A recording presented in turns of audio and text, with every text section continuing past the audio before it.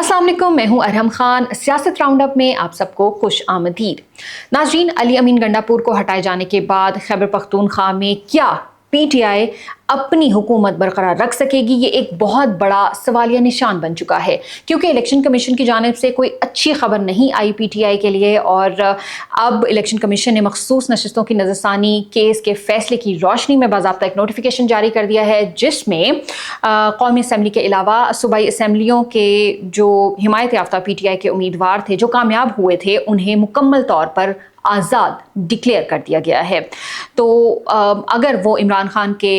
नामजद करदा वज़ीर आला को वोट नहीं देते तो उन्हें कोई भी कानूनी पेचीदगियों या कानूनी जो नताइज हैं उसका सामना नहीं करना पड़ेगा और वो नाअहल भी नहीं होंगे। तो PTI के लिए मुश्किलात जो हैं वो बढ़ चुकी हैं हुकूमत बनाने के लिए भी, और अगर वो हुकूमत बना लेते हैं तो फिर उसको बरकरार रखने में भी उन्हें काफ़ी ज़्यादा चैलेंजेस का सामना करना पड़ेगा, जिसकी हम कल भी बात कर रहे थे।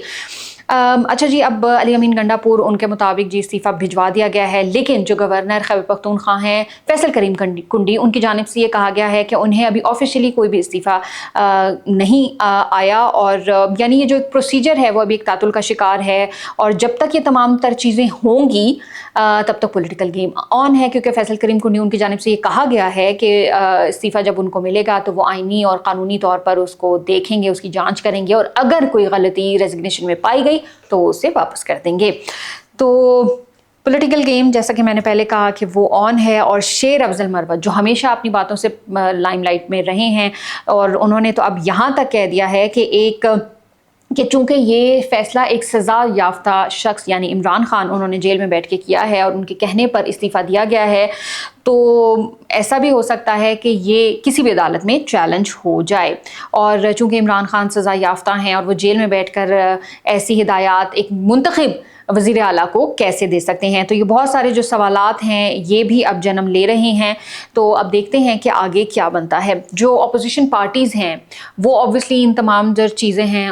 मुतहरिक हो गई हैं अपना उम्मीदवार लाने के लिए भी, और जो मुख्तलिफ ऑप्शन्स हैं वो उनके ऊपर भी खुल चुके हैं, क्योंकि जो मखसूस नशिस्तें थी वो पहले ही अपोजिशन जो पार्टीज़ हैं उनको मिल चुकी हैं। और अब पहले भी हमने जिक्र किया था कि अगर वो PTI के 15 से 20 लोग मैनेज कर लेते हैं किसी भी तरीके से, तो खैबर पख्तूनख्वा में जो PTI की अक्सरियत है उसको अक़लियत में बदला जा सकता है। और यूं जो सूबा एक वाहिद सूबा PTI के पास रह गया जहां पर जाके लोग पनाह भी लेते हैं, मफरूर वहां पर जो PTI के रहनुमा हैं वो भी वहां पर मौजूद हैं, तो वो तमाम तर जो चीज़ है वो ख़तरे में पड़ जाती है। इवन जो शेख वकास अकरम हैं PTI के सेक्रेटरी जनरल, उन्होंने भी ये कहा है कि उन्हें भी इस फैसले पर हैरानगी हुई है।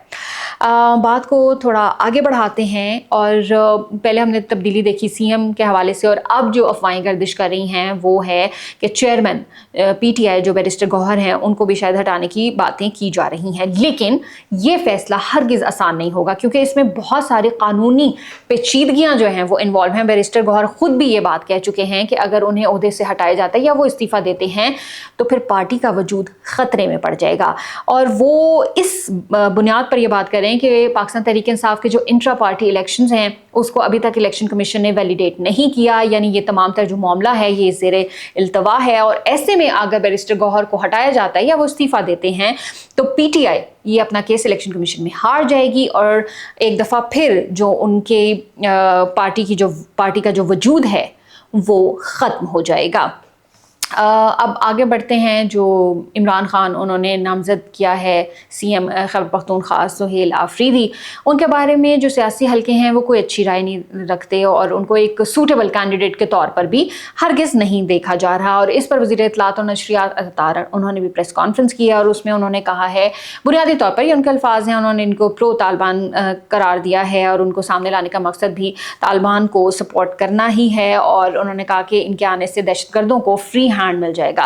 अब बात यह है कि शायद इमरान खान वो KP में जो दहशतगर्दी सर उठा रही है उसका कुछ मुतबादिल लाने की या मुतबादिल हल की कोशिशों की तरफ कोशिश है, जिसको सपोर्ट नहीं मिल रही है। और ऑब्वियसली जो हमारे सिक्योरिटी फोर्सेस हैं वो इंटेलिजेंस बेस्ड जो ऑपरेशंस वहाँ पे कर रहे हैं, हमारे जवान अपने वतन पर कुर्बान हो रहे हैं, लेकिन साथ वो दहशतगर्दों को जहन्नुम वासिल भी कर रहे हैं। तो दहशतगर्दों से तो बात करने का कोई सवाल ही पैदा नहीं होता। अब बात करते हैं کہ پی ٹی آئی نے کیا ریاکشن دیا ہے فیصل کریم کنڈی کے بیان پہ۔ پی ٹی آئی انہوں نے پریس کانفرنس کی ہے، ان کے رہنماؤں نے بیرسٹر علی ظفر انہوں نے یہ بات کی ہے کہ گورنر ان کو تو استعفیٰ قبول کرنا ہی پڑے گا، اور استعفیٰ قبول کرنے میں جو تاخیر ہے یا وزیر اعلیٰ جو اس کا انتخاب ہے اس میں کسی بھی قسم کی جو تاخیر ہے وہ ہرگز برداشت نہیں کی جائے گی۔ ساتھ ہی انہوں نے یہ بھی کہا کہ بیرسٹر گوہر کو ہٹانے یا تبدیل یا ان کو استعفے کی کوئی بھی بات میں صداقت نہیں ہے، وہی پاکستان تحریک انصاف کے چیئرمین ہیں اور رہیں گے۔ اب کچھ بات کرتے ہیں عدالتی کارروائی کی۔ توشہ خانہ 2 کے حوالے سے ہم نے آپ کو خبر دی تھی کہ عمران خان اور بشریٰ بی بی انہوں نے سوال نامہ اپنا جمع نہیں کروایا تھا، تو اب خبر یہ آئی ہے کہ عمران خان اور بشریٰ بی بی انہوں نے اپنے سوال نامہ جو ہے وہ جمع کروا دیا ہے، اور پہلے بھی ہم نے آپ کو یہ بات بتائی تھی کہ انہوں نے کسی بھی کیس میں اپنا کوئی گواہ پیش نہیں کیا تھا، تو ابھی بھی وہی بات ہے کہ انہوں نے اس میں بھی اپنا توشہ خانہ 2 میں بھی اپنا وہ کوئی گواہ پیش نہیں کریں گے، مطلب اپنے دفاع میں وہ کوئی بھی چیز نہیں کر رہے۔ اور اب ہوگا یہ کہ 13 اکتوبر کو دونوں جو فریقین ہیں وہ حتمی دلائل دیں گے اور اس کے بعد فیصلہ محفوظ ہوگا، تو یہ بھی جو گیم ہے یہ تقریباً 10 سے 15 دنوں کی ہی رہ گئی ہے، شاید اس سے بھی کم وقت میں توشہ خانہ 2 جو ہے اس میں جو فیصلہ ہے، جو چیزیں ہیں وہ سامنے آ جائیں۔ اب آخر میں ہم بات کریں گے کہ لندن کے ہائی کورٹ میں بریگیڈیئر ریٹائرڈ راشد نصیر نے جو یوٹیوبر ہیں عادل راجہ ان کے خلاف ہتک عزت کا مقدمہ جیت لیا ہے۔ عادل راجہ کو ہرجانے اور عدالتی اخراجات کی مد میں تقریباً 3.5 لاکھ پاؤنڈ اب ادا کرنا ہوگا، اور انہوں نے جو کیس تھا یہ انہوں نے بریگیڈیئر ریٹائرڈ جو راشد نصیر ہیں انہیں بدنام کیا، جھوٹے الزامات لگائے، یہ تمام تر چیزیں بے بنیاد تھیں اور کوئی بھی شواہد نہیں ملے۔ تو اب جو یوٹیوبر ہیں عادل راجہ انہیں اپنے کیے کی سزا ملے گی، اور ان کو جو ہے یہ بھاری جرمانہ 3.5 لاکھ پاؤنڈ تقریباً یہ بنتا ہے، تو یہ ادا کرنا ہوگا۔ تو آپ جو بھی اسٹیپ اٹھائیں ضروری ہے کہ آپ اس کو سوچ سمجھ کے اٹھائیں، ورنہ آپ کو خود پشیمانی کا سامنا کرنا پڑ سکتا ہے۔ یہ تھا آج کا ہمارا سیاست راؤنڈ اپ۔ اپنا بہت سارا خیال رکھیے گا، اپنی نیکسٹ ایپیسوڈ میں پھر ملاقات ہوگی۔ پاکستان زندہ باد۔